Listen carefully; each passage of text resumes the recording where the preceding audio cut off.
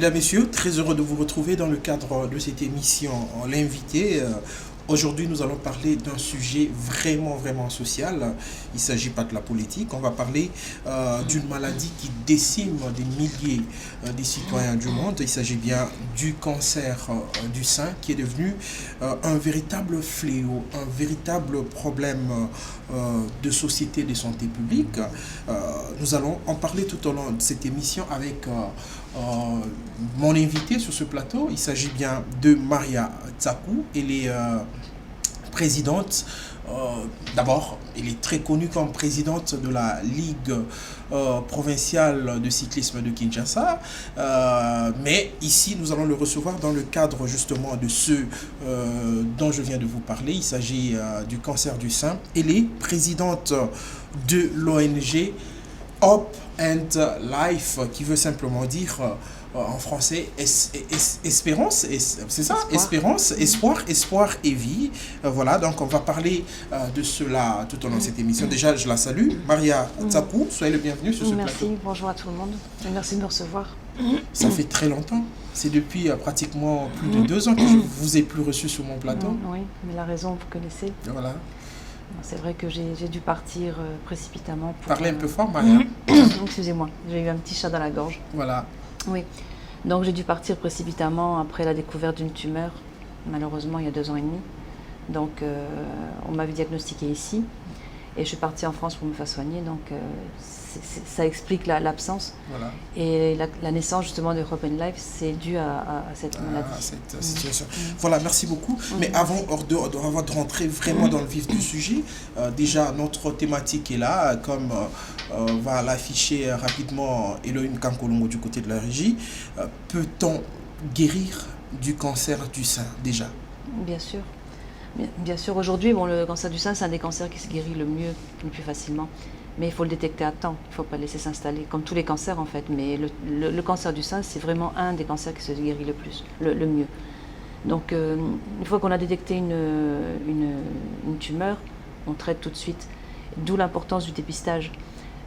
Parce qu'il faut vraiment qu'on se fasse dépister, qu'on suive notre corps, en fait, notre organisme, qu'on ne se laisse pas comme ça aller. Donc, il y a des dépistages qui sont mensuels, auto-dépistage, en fait, autopalpation, qui nous permettent justement de voir, de détecter si une grosseur, une tumeur est en train de grandir. Qu'est-ce que vous entendez par autopalpation? Autopalpation. Oui, en fait, chaque femme doit connaître elle connaît son corps, donc elle doit palper ses seins une fois par mois au moins, toujours pas en moins, tous les mois en fait. Elle fait ça tous les mois. L'exercice lui-même, on l'exerce pendant quelques minutes en fait, ça peut durer 5-10 minutes. C'est une technique, on lève le bras, puis on prend chaque partie du sein, et puis la femme connaît son corps, donc si elle détecte une petite grosseur, quelque chose qui n'est pas normal, et ça doit se faire après les règles en fait, parce que pendant les règles on a toujours des seins qui sont un peu gonflés, etc. Donc à des périodes, toujours les mêmes périodes chaque mois, et là elle va détecter s'il y a une grosseur, quelque chose qui est anormal. Et à la moindre alerte, il faut qu'elle aille se faire diagnostiquer chez son médecin. Le médecin donc, va l'ausculter. Et puis ensuite, il y a l'échographie, mammographie qui permettent aussi de voir s'il y a quelque chose et après de voir si ce qu'on ressent est bénin, malin. Et il y a tout un processus après, donc échographie, mammographie, biopsie, puis donc, le diagnostic avec les traitements, s'il y a une tumeur maligne. Mais ce n'est pas parce qu'on a découvert une grosseur ou un nodule que c'est malin. Il faut vraiment que les femmes, dès qu'elles détectent quelque chose, qu'elles aillent le voir pour avoir au moins l'esprit calme. Parce que c'est peut-être un petit kyste, rien du tout. Une petite grosseur qui partira toute seule, il y a beaucoup de cas. Mais dans le cas d'une tumeur maligne, là, il faut traiter pour éviter justement que ça se répande dans le corps. Parce que les cellules cancéreuses se multiplient vraiment à une vitesse incroyable et ça peut attaquer tous les tissus en fait. Donc on peut avoir une tumeur au sein et puis attaquer l'autre sein, après attaquer les poumons, le foie, le cerveau, ça peut aller partout parce que les cellules en fait se multiplient dans tout le corps et puis ça passe par les ganglions aussi. Et les ganglions, c'est ce qui fait circuler la lymphe, donc ça... Voilà, alors Maria, je voudrais qu'on y aille, comme on le dit, mollo mollo. À partir de quel moment vous personnellement, parce que je suis en train de rappeler que vous-même, vous avez souffert du cancer du sein. À partir de quel moment vous êtes-vous rendu compte que vous aviez ces tumeurs? Qu'est-ce qui s'est passé au juste? Ben, moi, en fait, j'avais jamais vu cette grosseur. Je l'ai vue d'un seul coup, mais vraiment une grosse. Je m'autopalpe moi-même, mais je ne sais pas. Bon, c'est vrai que j'ai eu un gros choc émotionnel, c'était en juin 2019. J'avais eu un incendie chez moi aussi, donc j'ai vraiment été choquée. Donc je ne sais pas si c'est ça qui a provoqué, parce que bon, on dit que le stress et un choc émotionnel peut provoquer le cancer, justement, la survenue du cancer. Parce que chacun a ses cellules en soi, mais ça peut se déclencher chez quelqu'un, comme ça peut ne jamais se déclencher chez une autre personne. Et donc j'étais justement sur le Tour international du cyclisme à Matadi, et en me lavant, donc comme toujours, mais je me lave toujours à main nue, j'aime pas utiliser les gants de toilette, et ce qu'il faut faire justement, parce que là on ressent vraiment le corps, hein, s'il y a des choses anormales. Et donc je ressens une grosseur, je dis, ah. Alors je lève le bras, je vais devant le miroir, et puis on voyait vraiment quelque chose qui apparaissait. Je m'allonge, parce qu'allongé aussi, en fait, on peut mieux détecter. Et puis je sentais quelque chose qui n'était pas très clair, donc j'avais appelé un ami médecin qui est directeur à la clinique de l'OUA. Je lui ai expliqué, il me dit viens vite te faire ausculter. Donc j'étais à Matadi, il m'a dit quand tu rentres à Kinshasa tu viens. Donc dès que je suis rentrée, je suis allée là-bas. Donc en effet l'examen clinique a montré qu'il y avait quelque chose d'anormal. On m'a fait tout de suite une échographie, j'ai pris rendez-vous pour la mammographie. Et puis le diagnostic est tombé, on m'a dit que c'était un ACR5, donc c'est la classification en fait, du cancer. Grade 3. Donc il fallait vraiment traiter, enfin il fallait faire d'abord une biopsie pour confirmer ce que la mammographie, l'échographie avait donné. Et donc on m'a conseillé à l'époque de partir en France, parce que comme j'avais mon assurance en France, la prise en charge est mieux, disons qu'ici. Et c'est ce que j'ai fait. Donc je suis partie en France. Et là-bas, donc quand je suis arrivée avec les résultats d'ici, on m'a dit non, on recommence tout. Donc, on a recommencé, donc j'ai perdu encore du temps. Mais les résultats étaient les mêmes. Donc, à part, bon, j'avais une microcalcification de l'autre côté qui s'est avérée bénigne. Donc là, on m'a fait une macrobiopsie, là, on m'a fait une microbiopsie, et puis le verdict est tombé. Donc, et bon, il y a plusieurs cancers. Hein, il y a plusieurs cancers. Je ne savais pas, moi, on disait un cancer du sein, mais c'est des cancers du sein. Donc, suivant l'examen en fait, de la biopsie, on vous dit, voilà, vous avez ça, ça, ça. Donc au moment où on me donne les résultats, on me dit négatif, négatif, négatif. Bon, on me donnait les titres négatifs. Moi, j'avais le sourire jusqu'aux oreilles. Je disais, oh, c'est très bien. Le gynécologue ne m'avait rien dit. Elle m'a laissé dans mon euphorie, franchement. Puis arrivée à la maison, donc je commence à prendre les résultats. Je cherche sur Internet pour me renseigner un peu sur chaque mot, ce que veut dire le mot, et puis voir des images et tout ça, des articles. Et je m'aperçois qu'en fait, mon cancer, un triple négatif, c'est celui qui est le plus difficile à guérir. Oh là là. Ouais. Donc à partir de là, deuxième choc, parce que déjà là, quand on vous dit que vous avez un cancer, une tumeur maligne, vous êtes vraiment abattu. Et quand je découvre que mon cancer est vraiment le pire des cancers, donc je me dis, c'est fini. C'est celui qui métastase le plus facilement en fait.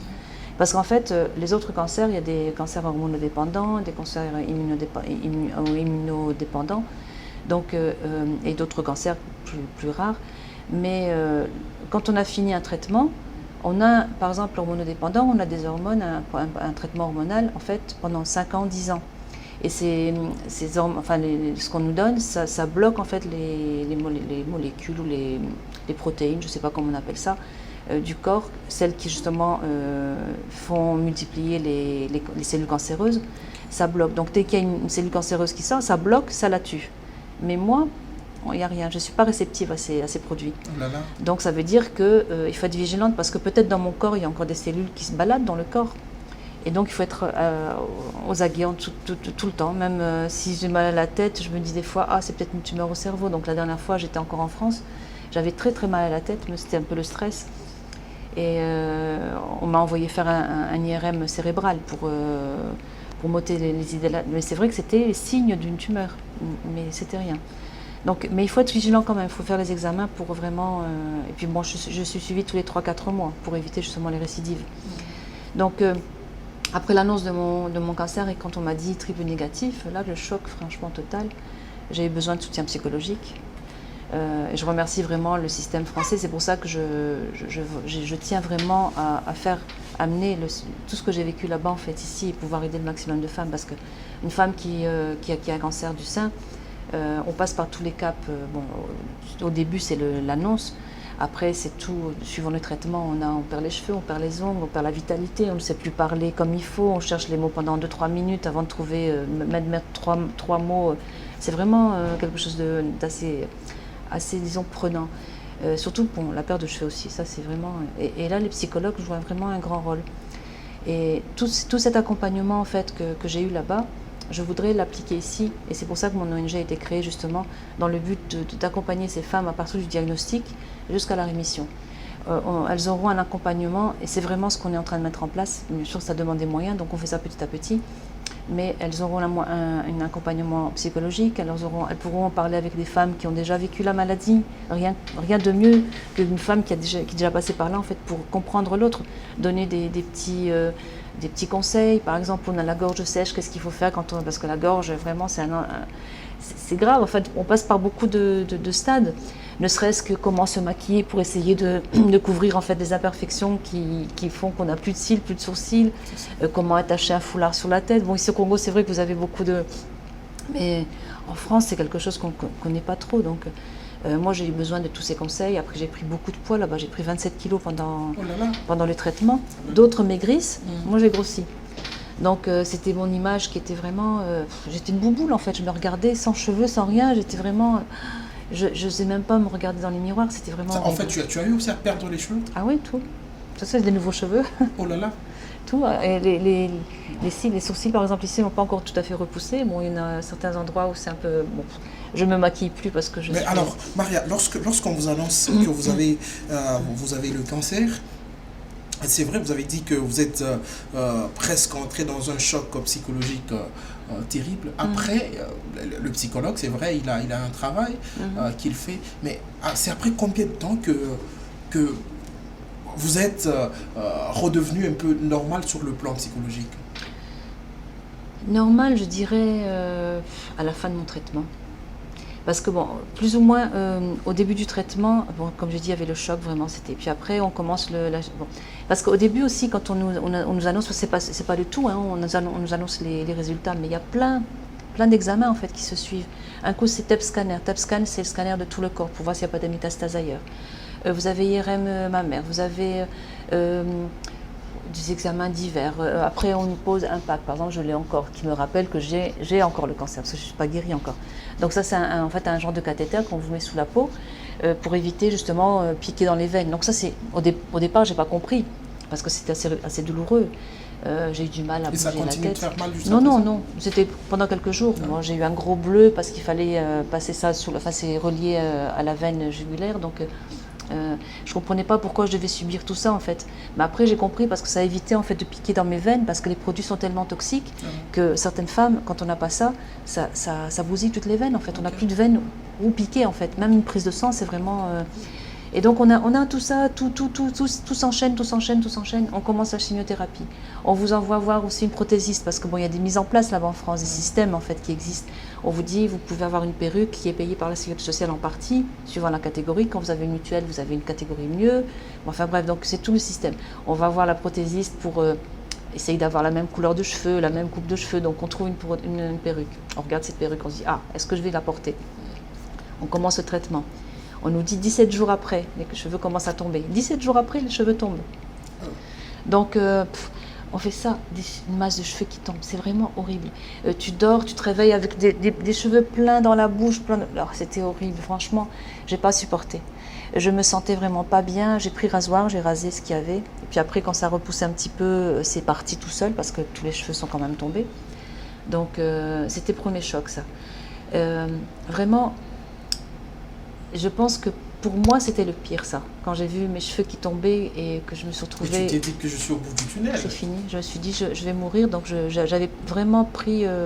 j'étais prise par le bas, comme on dit. Je ne voyais pas, puis je voyais tout noir. Comment votre entourage a pris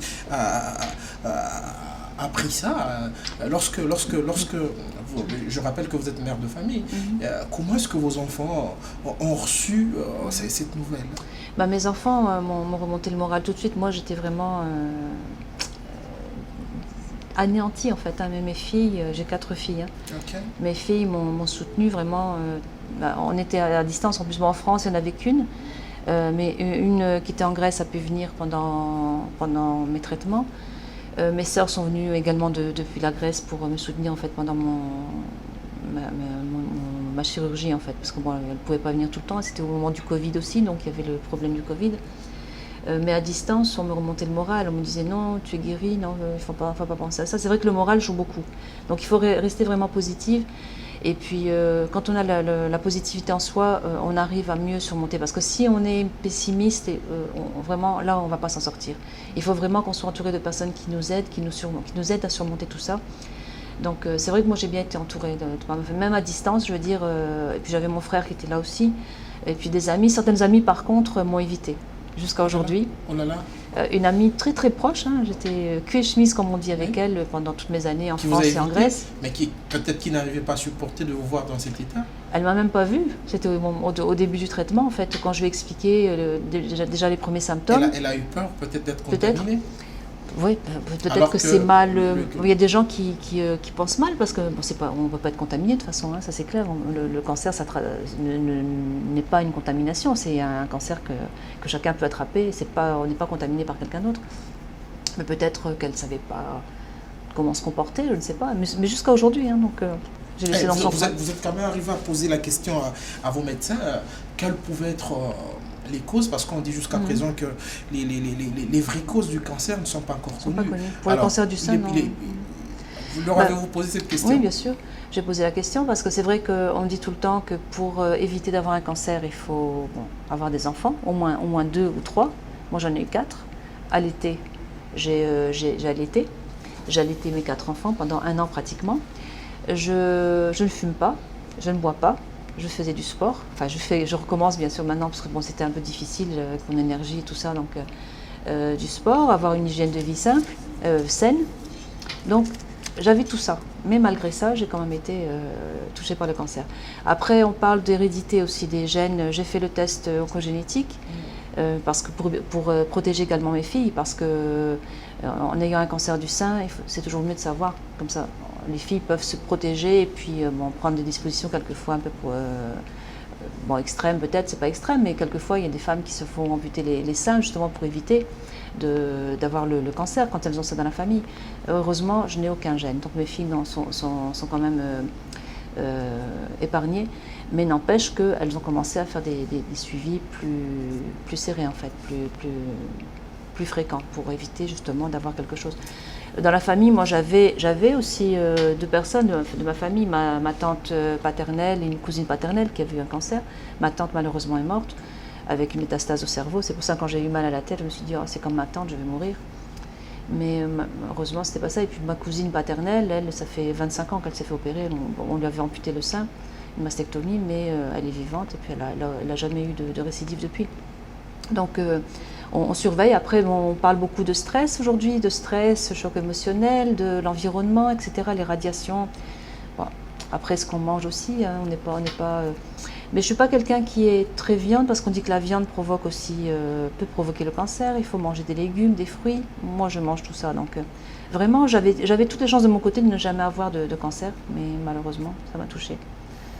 Ah, voilà, je suis en train de rappeler à vous qui nous suivez que je reçois sur ce plateau Madame Maria Tsapou, qui est présidente de l'ONG Hope and Life, une ONG engagée dans la lutte contre le cancer du sein. Vous savez, le cancer du sein, c'est une maladie qui attaque plus les femmes. Mais est-ce qu'un homme, parce que la femme a des seins, l'homme a aussi des seins. Est-ce qu'un homme peut aussi attraper le cancer du sein? Oui, ça existe aussi. C'est moins d'1% des cancers, mais il peut attraper le cancer du sein. Oui. Il peut avoir en fait, pour un homme, c'est plus difficile à diagnostiquer parce que la tumeur peut être à l'intérieur. Mais il y a des signes, en fait, quand même. La poitrine qui peut gonfler anormalement d'un côté, par exemple.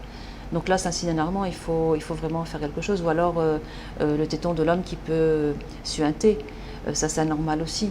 Donc, et puis bon, des douleurs peut-être à l'intérieur, il faut vraiment que l'homme aussi soit vigilant par rapport à ça. Mais ça peut arriver aux hommes aussi, donc il faut pas. Parce que quelquefois j'en parle et puis on rit, on dit mais il faut pas rire parce que ça existe, et puis il faut vraiment être vigilant aussi au au moins, bien sûr, après la mammographie est difficile pour un homme parce qu'il n'y a pas la poitrine, donc c'est un peu plus difficile, mais il y a l'échographie, l'IRM qu'on fait, donc ça permet quand même de détecter les éventuelles tumeurs. Alors Maria, aujourd'hui, parlons un peu de votre ONG et où en êtes-vous fait avec cette lutte, avec les activités de l'ONG? On est au début, hein, je dirais, parce que l'ONG a été créée en fait en février. De l'année en cours. De l'année en cours, oui. En fait, je voulais la créer le 4 février, le jour de la journée mondiale du cancer en général. Hein. Okay. Et en France, tout se fait en ligne en fait. Donc j'ai dépassé de quelques minutes et la création a été faite le 5. Oh là là. Mais bon, c'est quand même représentatif de la journée du cancer. Donc en fait, j'ai créé en France, mais j'étais encore en traitement. Donc en France, pendant mon traitement, j'avais commencé à revenir en fait à mes esprits, à pouvoir un peu travailler, me concentrer, tout ça. Donc j'ai travaillé sur la mise en place en fait de l'ONG. J'ai fait le site internet. Bon, il fallait créer le logo, il fallait mettre en place des contacts, etc. Donc tout ça, ça a été fait pendant que j'étais en France. Ensuite, on a commencé à mettre à distance avec les partenaires, les cofondateurs en fait qui sont là. Il y en a un en Belgique, on est 4 en fait, hein, deux ici, moi en France et un en Belgique, donc 4. On a travaillé en distance pour mettre un petit peu des choses en place ici, avec le but de commencer en octobre, parce qu'il y avait l'Octobre Rose et je voulais absolument qu'on lance des activités ici, et pour aider déjà pour le dépistage, la prévention, et puis essayer, avec mon expérience, de pouvoir apporter quelque chose ici. Et donc c'est ce qu'on a fait, on a lancé les activités le 4 octobre, avec une conférence de presse, on a annoncé le programme. Bon, je ne veux pas dire qu'on n'a pas de difficulté sur la lancée du programme, parce qu'on avait des partenaires qui ne nous ont pas suivis, des promesses qui n'ont pas été faites, donc qui n'ont pas été tenues. Donc on a quand même sensibilisé au maximum les personnes sur le terrain, dans des églises, à travers Facebook, les réseaux sociaux, etc.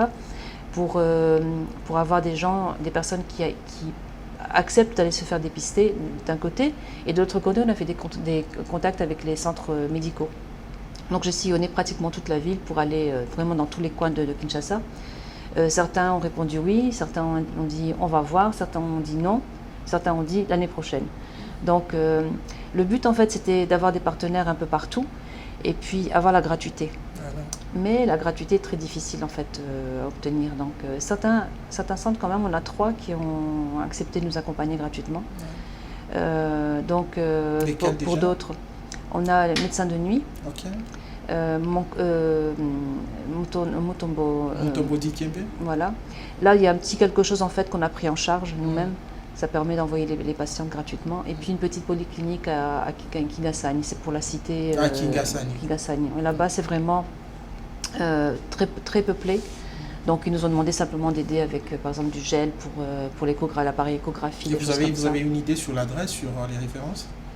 C'est derrière la commune de la maison communale de Kibanseki. Oui, derrière. Je pourrais vous donner peut-être l'adresse, mais parce que je ne connais pas trop. Le nom du centre, Oui, c'est Inca, Polyclinique Inca. Ah. Donc c'est juste derrière, en fait, juste derrière la commune de Kibanseki. Okay. Donc si on demande, on va trouver. Okay. Il y a une référence, maintenant je ne me souviens plus pour vous expliquer de tête.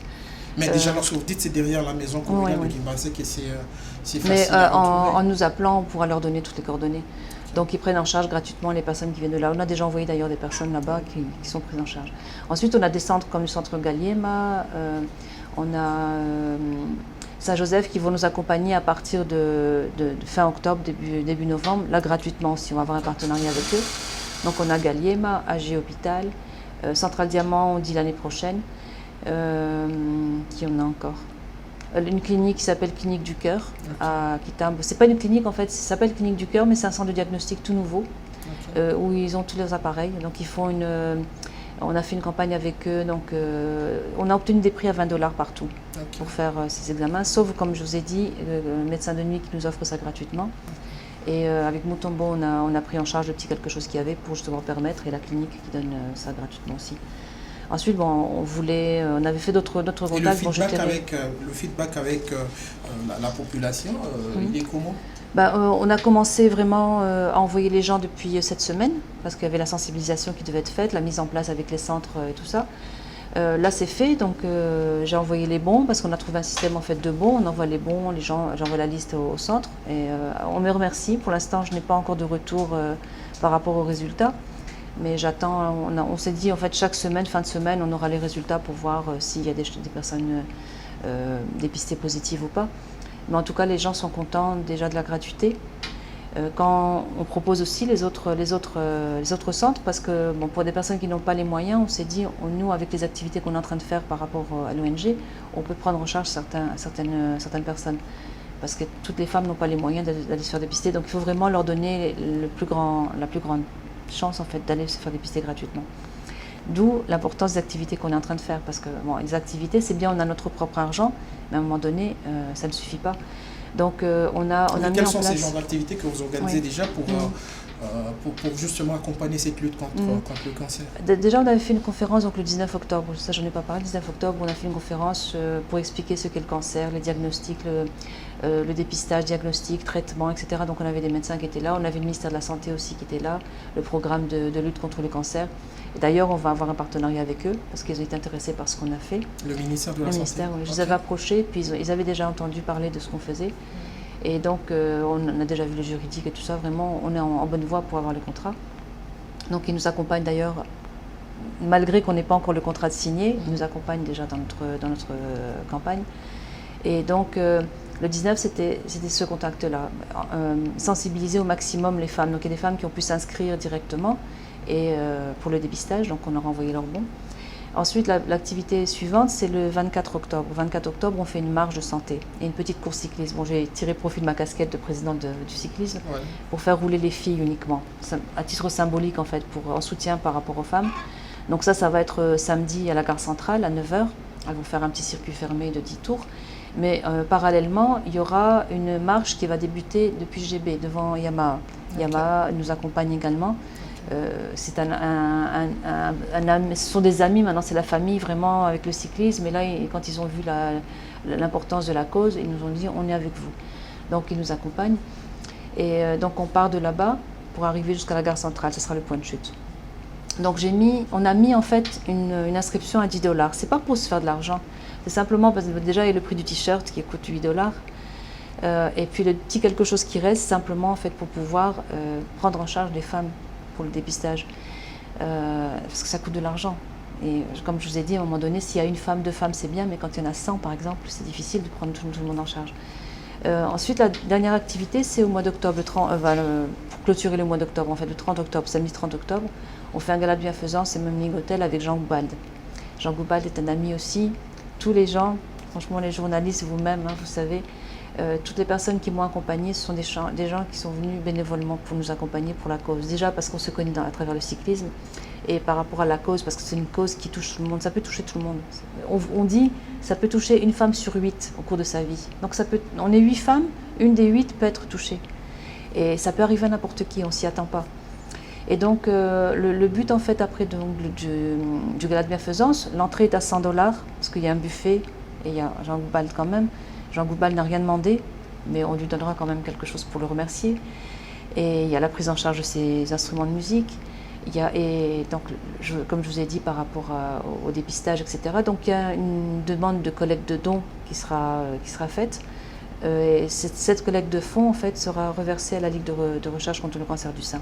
C'est quelque chose qu'on fait pendant le mois d'Octobre Rose. Octobre Rose, en fait, c'est une initiative d'une entreprise, enfin d'une ONG qui s'appelle cancerdusein.org. Et c'est Estée Lauder qui est dans ça. Et c'est eux qui avaient initié cette campagne mondiale. Et donc cette année, c'est la 28e édition.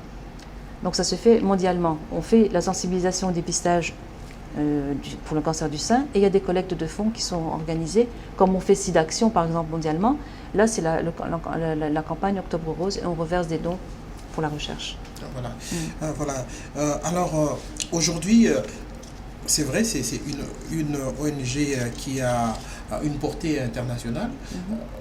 Vos activités vont-elles se limiter seulement à Kinshasa ou bien d'ici là, on va pouvoir retrouver Hope and Life aussi à l'intérieur de la République démocratique du Congo? C'est notre but d'aller partout. On veut vraiment aller partout parce que bon, Kinshasa, c'est vrai que c'est la capitale, c'est une grande partie de la population qui est là, mais il y a l'intérieur aussi. L'intérieur, je pense qu'ils ont encore moins de moyens que Kinshasa. Donc on a déjà un projet qui me tient vraiment à cœur et tous les amis et les membres qui se sont rajoutés dans l'ONG sont d'avis avec moi. En fait, j'avais vu ça, je pense, au Canada. Ils ont des camions de dépistage en fait, Une sorte de clinique mobile. Voilà, mais en plus grand, où ils ont donc appareil échographie, mammographie, et, bon, un médecin d'abord qui ausculte, mammographie, échographie, et ça permet de déambuler partout. Donc on peut se mettre quelque part, et puis on dépiste les gens gratuitement. Et donc on voulait faire ça, mais n'ayant pas déjà les moyens pour Kinshasa, on va avoir une clinique mobile en partenariat avec Mutombo, Marie Mutombo, oui, avec le docteur Kabongo qui était très intéressé aussi. Il a dit bah, nous on a une clinique ici, on peut faire partenariat moitié-moitié, et puis on va faire. Donc on va lancer peut-être 2-3 jours en fait, pendant le mois d'octobre encore, pour faire des descentes dans les cités. Mais après, c'est un des projets qu'on a justement pour pouvoir aller dans les autres provinces également. Ça sera plus simple pour déjà aller vers les personnes. Mais après, on a déjà prévu en Ituri, il y a des gens qui m'ont déjà contacté en me disant ici on n'a rien, il y a beaucoup de mamans qui sont malades, il faut venir nous voir. À Kananga aussi, donc il y a le Mbubashi parce que c'est là où il y a les mines. Donc là, il y a beaucoup de cas, voilà. Donc on va essayer tout doucement, on ne peut pas faire tout en même temps, mais une province à la fois. Et petit à petit, je pense qu'on aura des annexes un peu partout. Et puis, le but, c'est vraiment d'avoir quelque chose de grand. Bah, je sais, on me dit des fois c'est la folie des grandeurs. C'est pas la folie des grandeurs, c'est vraiment un projet qui me tient à cœur pour aider justement la population. C'est pas pour me faire un nom, pour faire de l'argent. Je suis pas du tout comme ça. Vous me connaissez très bien. Donc, c'est vraiment, je voudrais arriver à faire un centre d'accueil en fait, qui puisse accueillir les femmes. Bon, peut-être un centre d'accueil dans chaque province, mais à Kinshasa, par exemple, les femmes viennent, elles savent qu'elles ont une oreille qui va les écouter. Elles ont besoin de support psychologique. On a le support psychologique. On a, ne serait-ce que pour venir boire un café, puis parler avec quelqu'un, les femmes qui sont déjà passées par là, une infirmière qui peut leur donner des soins, peu importe, Et où comptez-vous trouver des moyens? C'est juste avec la levée de fonds ou bien vous avez... Peut-être, non, pour l'instant on n'a pas les moyens personnels, mais des bailleurs de fonds, il y a des subventions après internationales qui arrivent de temps en temps, donc je suis inscrite sur beaucoup de sites, je regarde un peu chaque condition en fait, parce que bon, c'est vrai qu'en Europe, pour avoir des subventions, il faut avoir une existence de 2 ans. Certaines subventions demandent 1 an. Et avoir fait des actions. Donc là, c'est pour ça que nos actions vont vraiment marquer pour nous, peser pour nous en fait, pour pouvoir justement voir le sérieux de notre démarche, parce que c'est vraiment quelque chose qu'on veut faire pour aider la population. C'est vraiment la santé publique qui est en jeu. Lors de l'activité que vous avez organisée le 19 octobre dernier, j'avais vu justement à la chute d'un des messages que vous lanciez en direction de la Première Dame.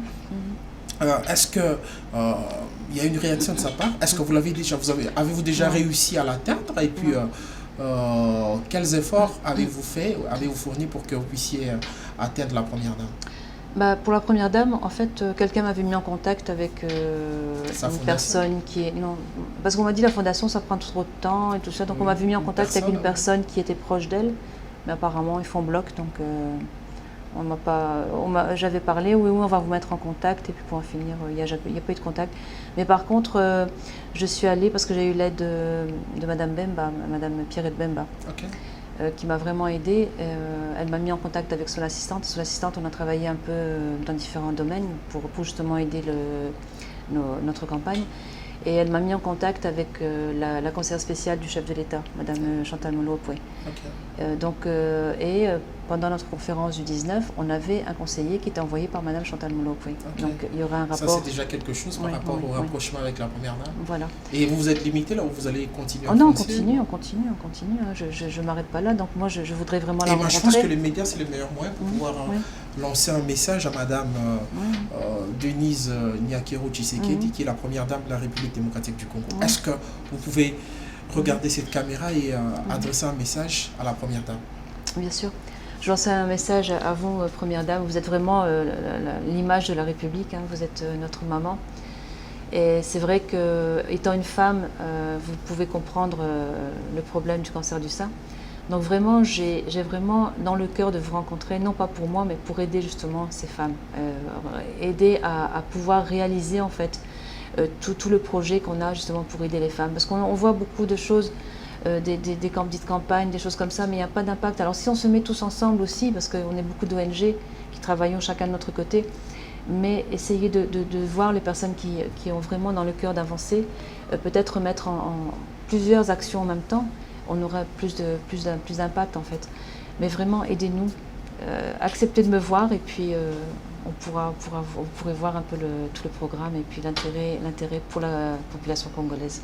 Soyez sûr que ce message va parvenir à notre maman, à la première dame de la République démocratique du Congo, Madame Denise Nyakeru Tshisekedi. Voilà, on est arrivé presque à la fin de cette émission. Avez-vous quelque chose d'autre à ajouter, à dire? Déjà, je voudrais que vous puissiez quand même raviver certaines espérances, certains espoirs par rapport à cette maladie, parce que beaucoup de gens, beaucoup de femmes, surtout qui vivent aujourd'hui dans la misère, le cas de la République démocratique du Congo, pensent que lorsque vous contractez le cancer, vous êtes condamné, et c'est la fatalité. Qu'est-ce que vous pouvez leur dire en cette fin d'émission pour qu'elles essaient un peu de croire qu'il est possible de guérir de cette maladie?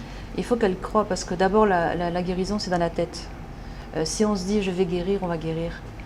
La positivité joue un grand rôle. Bien sûr, la médecine est là aussi pour accompagner. Bon, moi j'ai vraiment tout fait pendant mon traitement.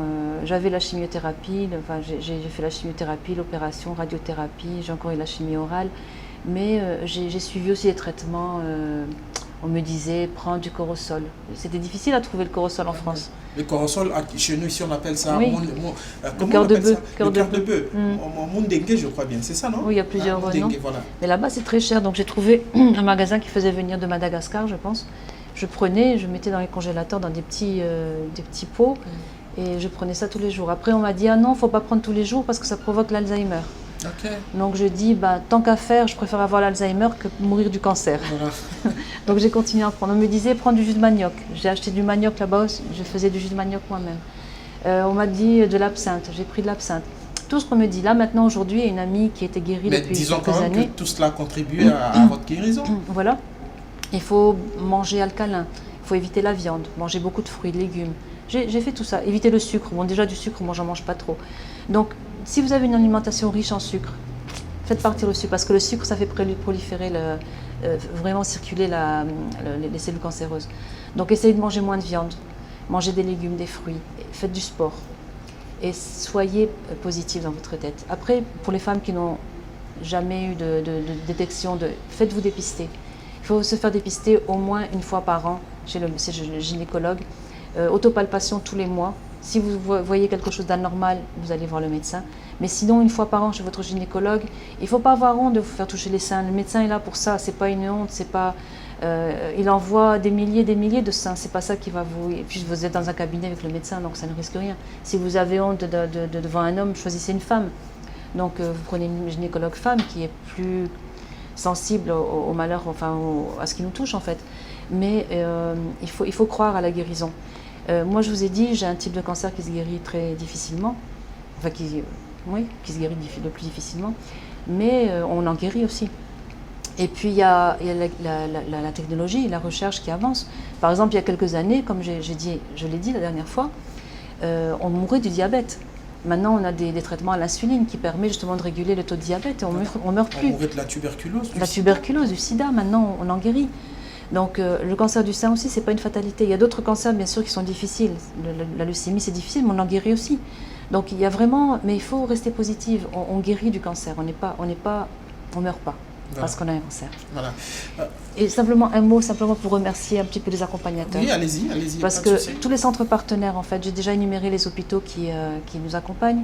Centre Diamant, ils nous accompagnent, ils vont nous mettre une ambulance pour la course, déjà un accompagnement, des dépliants, etc. Marie Moutombo, Saint-Joseph qui va nous accompagner, Clinique du Cœur, Médecin de Nuit, Clinique Galiema, la clinique Inca et AG Hôpital. Donc ça, ce sont les centres qui sont avec nous.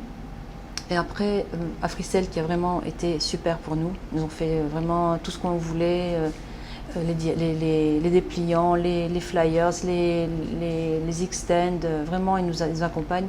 Même Ning qui nous accueille pendant les débats, les conférences et le gala de bienfaisance. Et puis Optimum qui nous a aidé aussi pour la diffusion. D-Way qui a fait le petit spot publicitaire qu'on n'a pas encore, enfin le spot de sensibilisation qu'on n'a pas encore trop diffusé. Et puis tous les gens qui sont avec nous, vous les journalistes qui êtes là avec nous, vraiment on vous remercie. Voilà. Merci à vous, Madame Maria, d'avoir répondu à notre invitation. Je rappelle que je recevais sur ce plateau Madame Maria Takou, qui est présidente de l'ONG Up and Live, une organisation non gouvernementale qui s'occupe de la lutte ou qui est très engagée dans la lutte contre le cancer du sein, une maladie très très dangereuse, mais dont on peut guérir si et seulement si on arrive à se faire dépister à temps. Voilà, donc l'espoir est encore permis, comme l'indique l'intitulé justement de cette ONG. Et puis il y a une question qui a, autour de laquelle nous avons eu à échanger. Peut-on guérir du cancer du sein? Effectivement, le cancer du sein n'est pas une fatalité. Voilà. J'ai encore. Ah, oui, j'ai oublié 3 sponsors. Rapidement. 199. C'est vraiment un sponsor de dernière minute qui est arrivé, nous accompagne vraiment à la fin en nous offrant des t-shirts. Centre Gand qui est partenaire aussi médical, et puis Prodimpex, on ne va pas oublier. Voilà. Je remercie aussi. Merci. Voilà, c'est sur cette note que nous allons mettre un terme à cette émission. Merci à Héritier Ntumba qui était derrière toute notre grosse caméra, sans oublier Elohim Kankoulongo qui s'affirme de plus en plus, qui était du côté de la régie, et puis toute l'équipe de Télé Plus, sans oublier son promoteur, Monsieur Jean-Marie Kassamba, Madame la DG, Madame Nadine Kassamba et tous ceux qui concourent pour que cette chaîne puisse exister. Merci et à la prochaine.